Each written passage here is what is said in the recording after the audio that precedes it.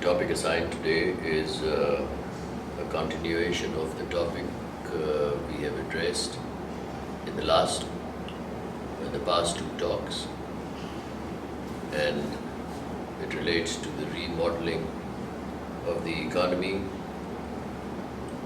contemporary challenges and pitfalls, and it is necessarily specific to the economy of the Islamic Republic of Pakistan and the impact it possibly will make or can make in the region, supporting a commonwealth of the Islamic countries as they do exist, representing about 1.6 to 7 billion people.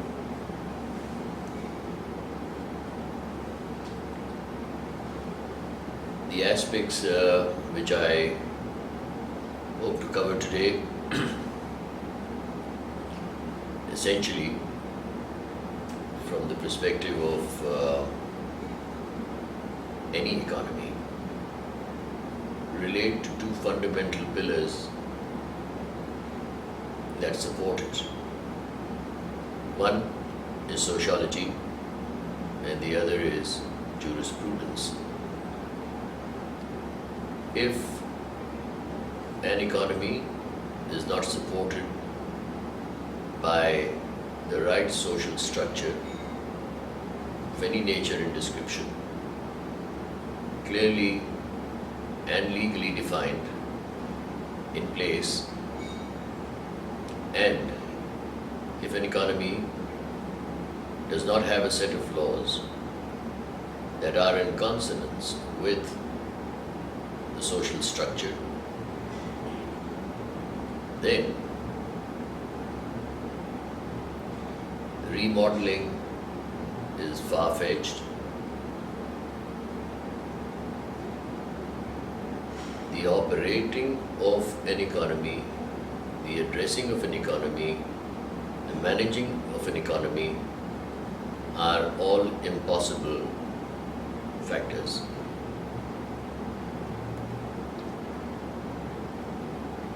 Sociologically, therefore, one has to see a level playing field available from the perspective of accessibility that does exist to education, to skills,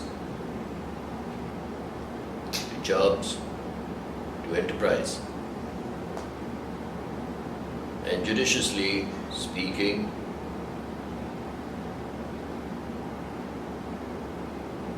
these particular opportunities, these particular levels of equality and equity need to be supported effectively by a judicious system. Ironically, in the Islamic Republic of Pakistan, a defined social order does not exist. And as a consequence, a defined judicial system does not exist to support the sociological structure that ought to be in place.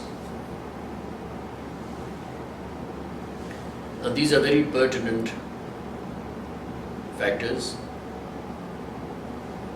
and the difference between the developed areas of the world, we refer to as the first world, we refer to as the developed world, and the third world, or the areas that have not been developed. The difference is simply noticeable because of the absence of social structuring and the absence of the judicial support. With the absence has come, or does come, politics, and with politics comes the creation of a Politburo that subjugates a population to remain in existence. And they become principal stakeholders and the profit takers out of the fundamental ingredients of any social territory, comprising of labor, capital, land, and the ability to indulge in enterprise. To mitigate this dilemma, it is therefore essential, when we want to discuss pitfalls, when we want to discuss contemporary challenges representing the fact that we would like to come to pace with the developed world, and when we want to essentially discuss remodeling of the economy, the social order has to be categorically defined and articulated. I would go to the extent of saying that it should essentially be part of the definition, as a definition within the Constitution. It should be a canon, should be an article of the Constitution. And if you view the present Constitution of the country, then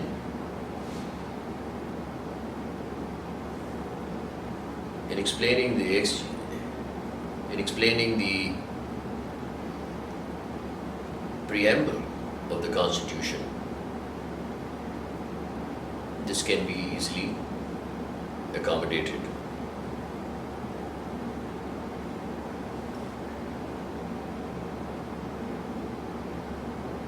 All this is being narrated from the perspective of managing human resource. So in the case of Pakistan, we do have territory, we do have natural resources, and we have a very rich human resource which is not being tapped, not being allowed to assert itself, not being educated, not being allowed to acquire skills, and therefore they do not move to the next level of research, innovation, development, which can carry them anywhere near the first world. So when you want to remodel the economy of Pakistan,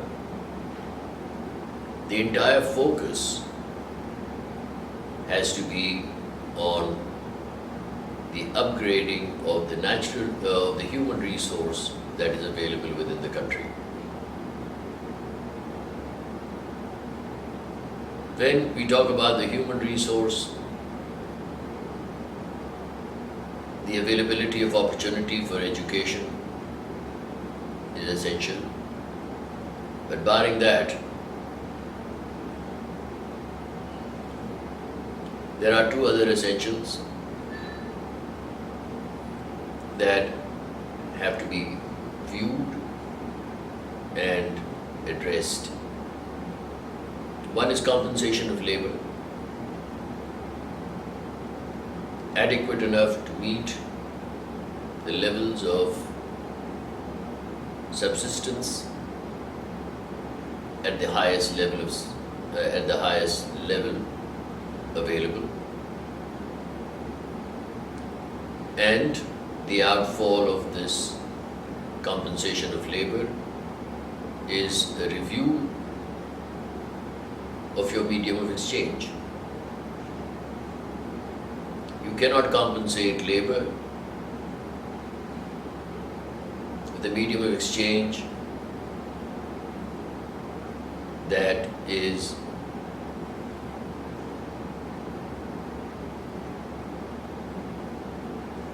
not standing up on its feet and does not represent the value, in essence, of your natural resources and your human resources in the macro context.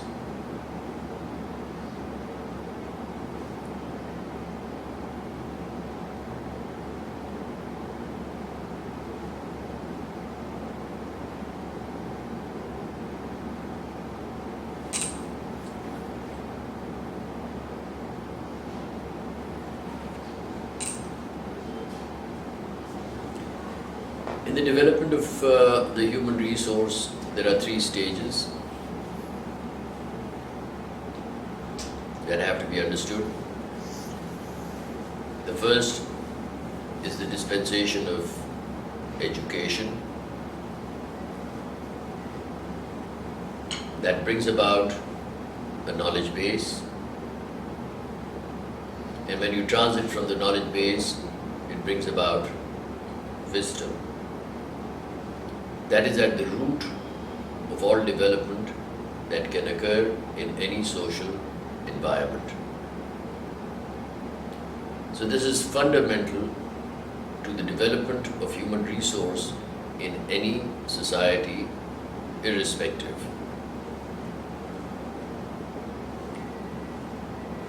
Because the minute you impart education, and there is a knowledge base which comes into existence, what does happen is the development of skills and a lust for enterprise. That enterprise, in its nature and form, is always targeted at providing any society with its needs and requirements. So the next step, after this opportunity, this equality is established, and the development of skills find their own pace in evolving on the scales of human civilization,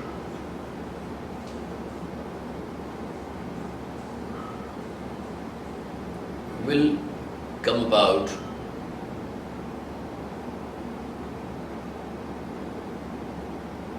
the question of responsibility for a government, and that responsibility is pegged on two factors. One is the definition of processes, and the other is the establishment of standards that are across the board applicable for food, for clothing, for shelter, for defense, for transport, for communication, or for any factor that supports human life, that supports ecology, that supports factors of education and research.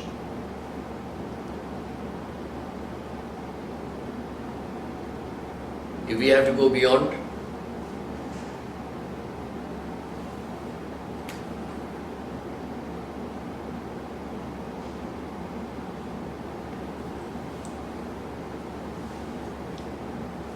we will have to address these standards, these processes,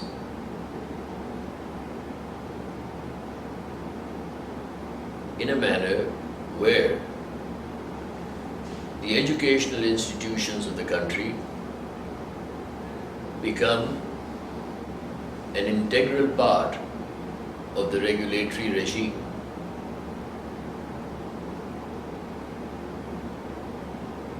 You provide the human resource with education and knowledge at the educational institution level, and then allow that human to swim in society only regulated by the government, and that government in turn again leans on the research faculties of universities, of educational institutions to provide the bedrock for processes and standards that ought to be in place.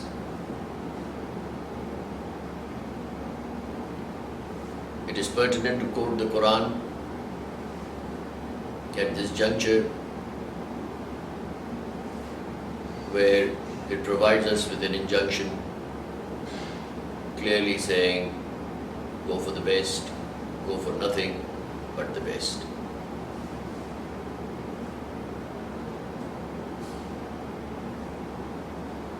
Now, while these are the problems and these are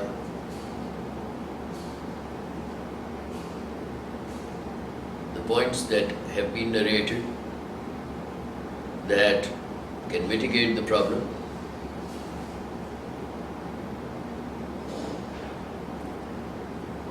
the inevitable question which always emerges is, how do we bell the cat? We need to talk of solutions.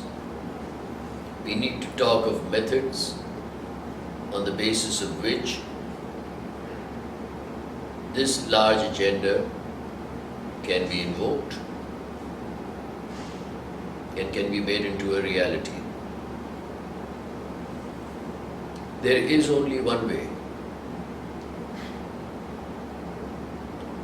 that has enabled societies to transit from the rudimentary, decadent old order of social management to the robust, dynamic order of a fast transiting, evolving levels of human civilization, both for material and social technologies.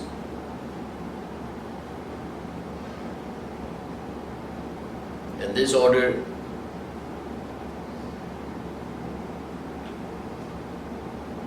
is contained where usurpation of human resource, usurpation of natural resources have been taken away from the society.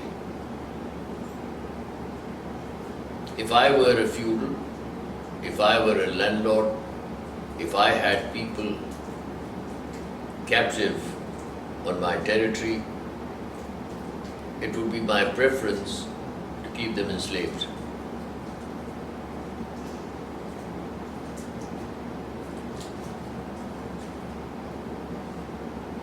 And the solution, therefore, revolves around the elimination of all such factors,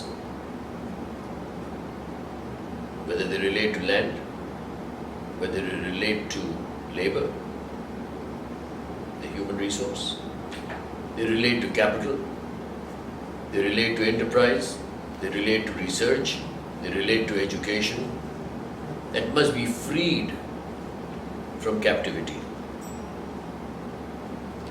So feudalism is not something which usurps land alone or usurps the freedom, the human freedom thereupon. But there is feudalism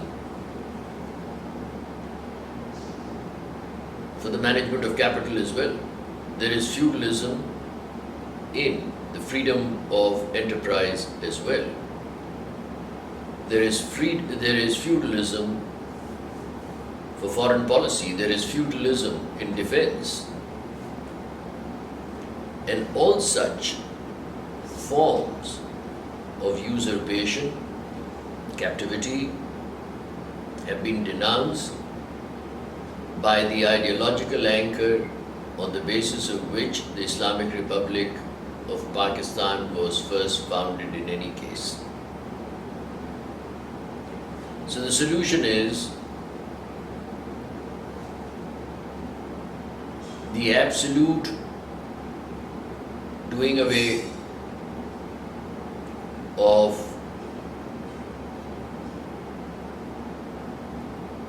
all forms of feudalism, starting from land, moving on to human resource, and then moving on to capital. Because this is how you can first remodel your social objectives and then bring about laws that support this remodeling, these limits, these permissive limits. And based upon that remodeling, will you see a new dawn for the remodeling of the economy. When the spirit of enterprise is ignited, is triggered,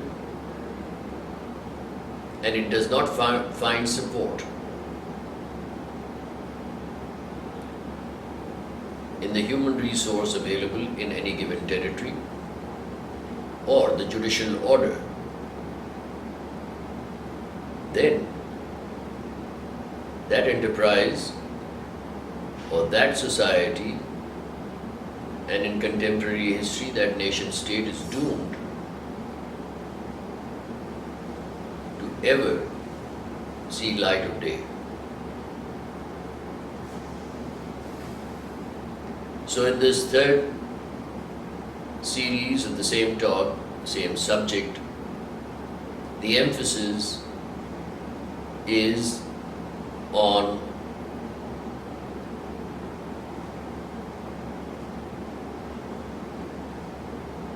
the complete nationalization of land in favor of the state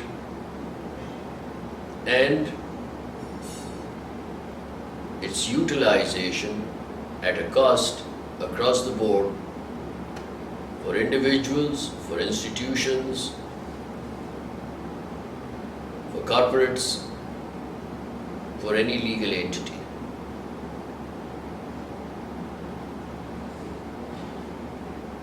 Similarly, the freedom of labor and its adequate compensation is absolutely a must. We have to do away with child labor,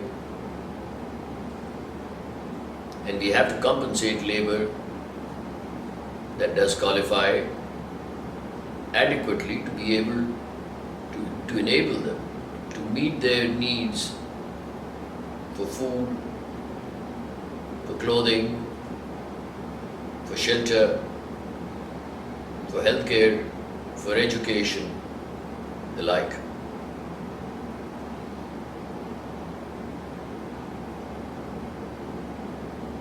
In the same stride, we have to meet, if we have to meet the objectives of a fair compensation of labor, we have to upgrade our medium of exchange for the bite it ought to carry in its usage.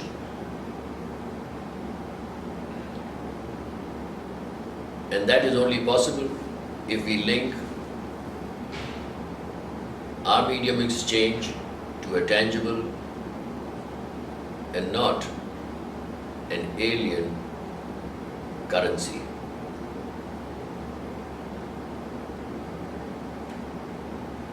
In the same stride, we have to also do away with all restrictions on all forms of research that address the evolution of material technology,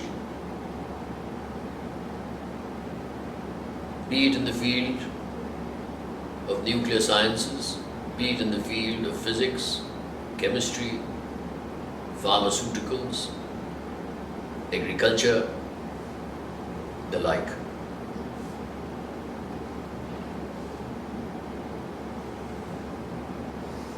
And finally, we absolutely have to make laws in consonance that will support this freedom